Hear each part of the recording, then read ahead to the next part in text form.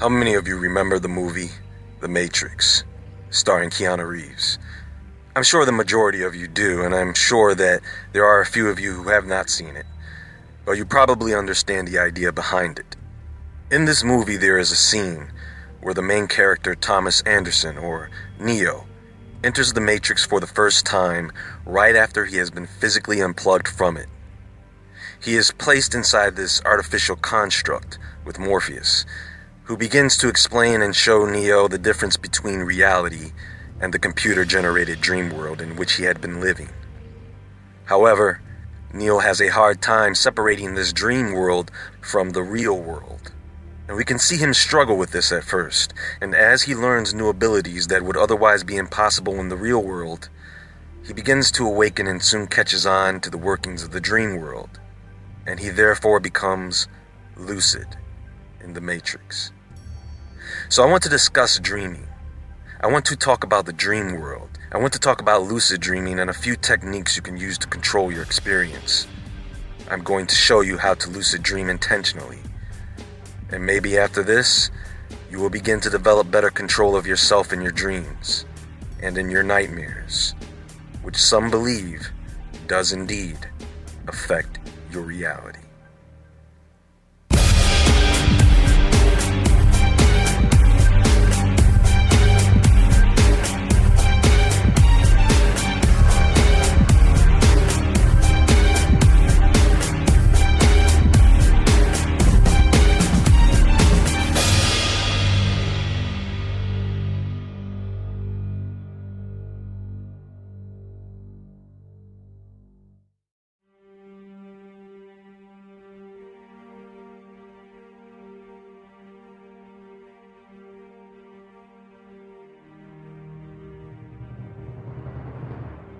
When we are awake, our world is concrete, it is solid, and we use sensory input to interact with this world. We have become used to certain beliefs and laws of the universe. For example, we all have an understanding of gravity, or some constant force that holds us down. In the dream world, we do not have those same constraints. The laws of the universe, time and space, become flexible, breakable, but even in our dreams, we still hold on to the same beliefs that we have in our waking life. The scientific study of dreaming, oneirology, has never been very well funded, and so there is still much research that has to be done to gain a better understanding.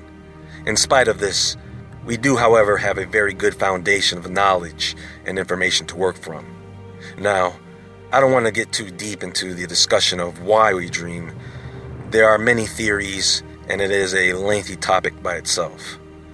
But we should be comfortable knowing that dreaming is a normal brain function that has a lot to do with the repair and recovery of the nervous system. When you are awake, all that sensory input, all that data, all the things that your body goes through physically throughout the day must come to a halt. You must sleep, and your body must heal. So what happens is you get into a position to where all your muscles can completely relax. For those of you who have trouble getting to sleep, there is a whole book of reasons why that happens. But the main thing to understand here is that if you constantly have trouble sleeping, it is an indicator that your body is not at ease. It is in disease. And your stamina is low. So whatever remedies you use to get to sleep, just make sure that it is a natural one and not drugs or alcohol. Your body trying to detox these substances when you sleep can give you nightmares. There is also a lot of negative emotional energy that people absorb during the day, and that stuff has to come out, and it's going to show up in your dreams. The brain is just fantastic. You know, it actually has a way of purging negative feelings and emotions while you sleep, because those things stress out the nervous system, right? And so the subconscious brain does not want that stuff there. It is the job of the frontal lobe of the cerebral cortex to filter out and resolve all that crap that comes in when you are awake.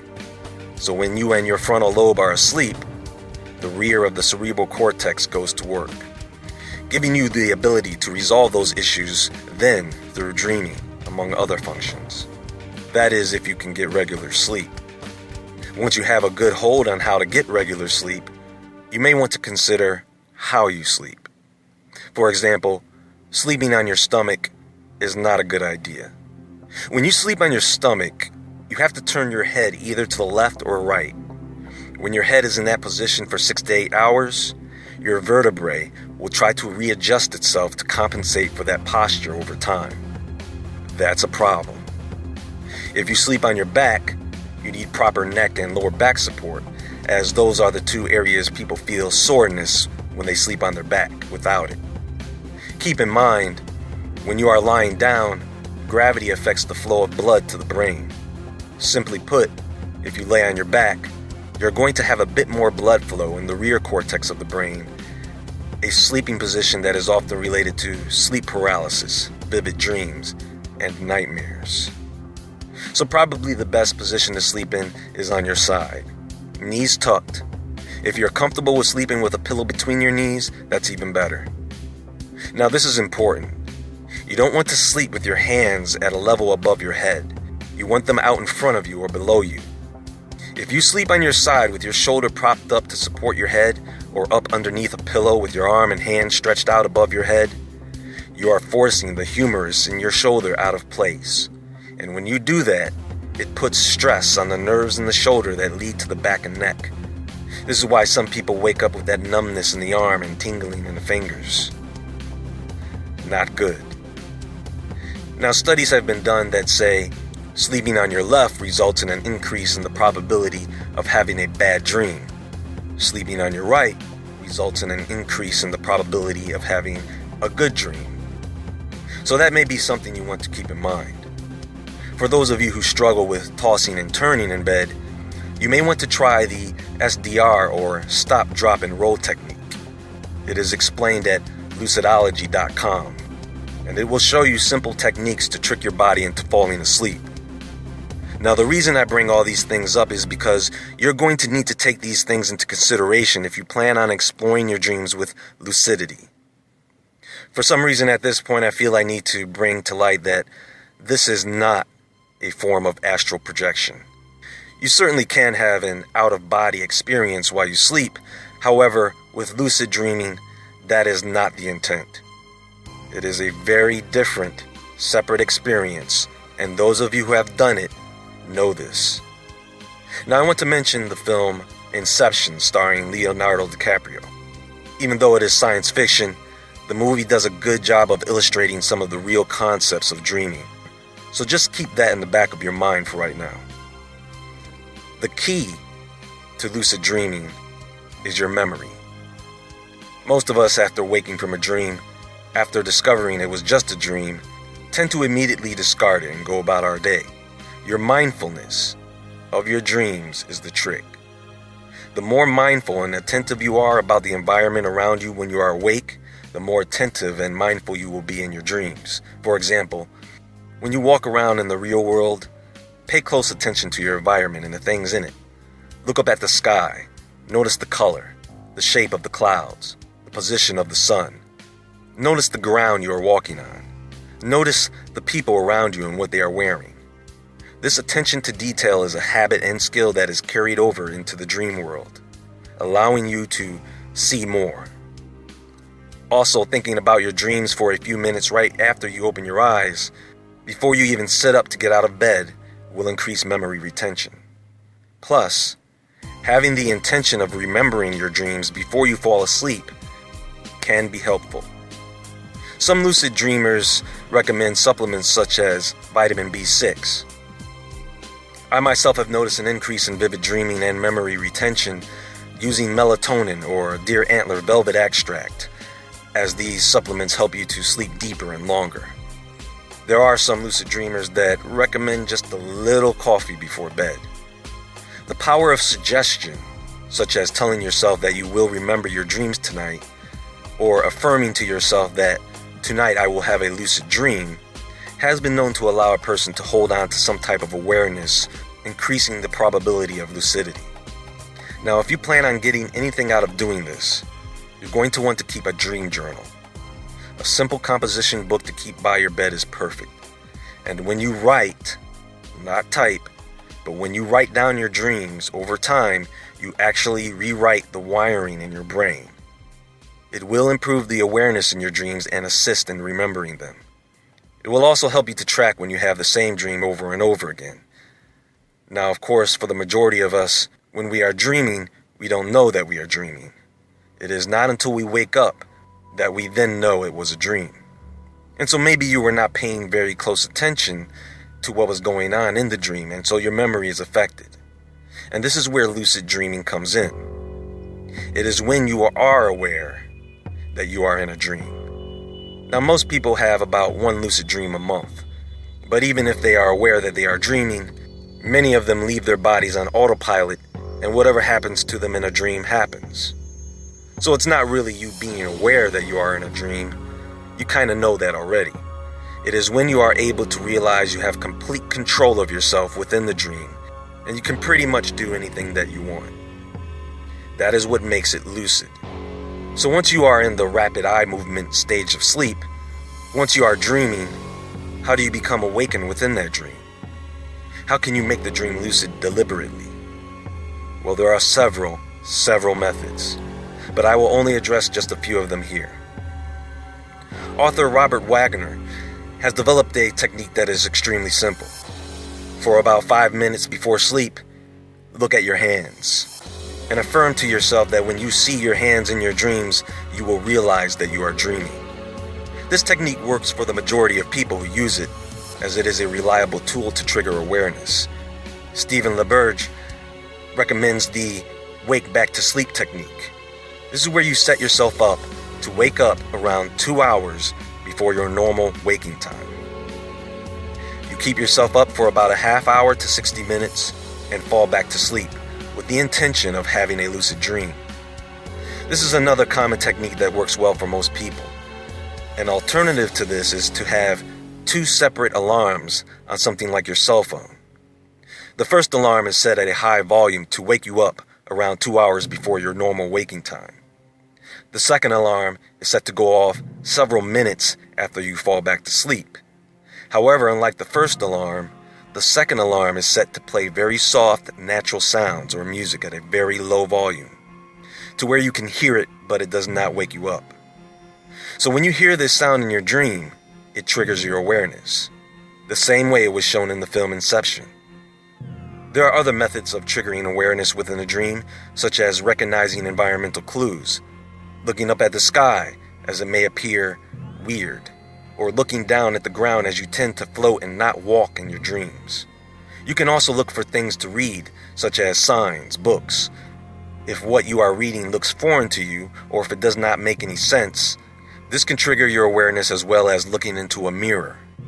Your brain has trouble projecting what you look like, so when you look into a mirror in your dreams, you may see a distorted image or someone that is not you.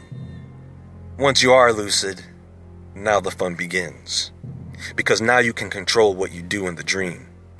And like the movie Inception, you can be the architect of your dream world. You can manifest projections of certain people you know, even celebrities.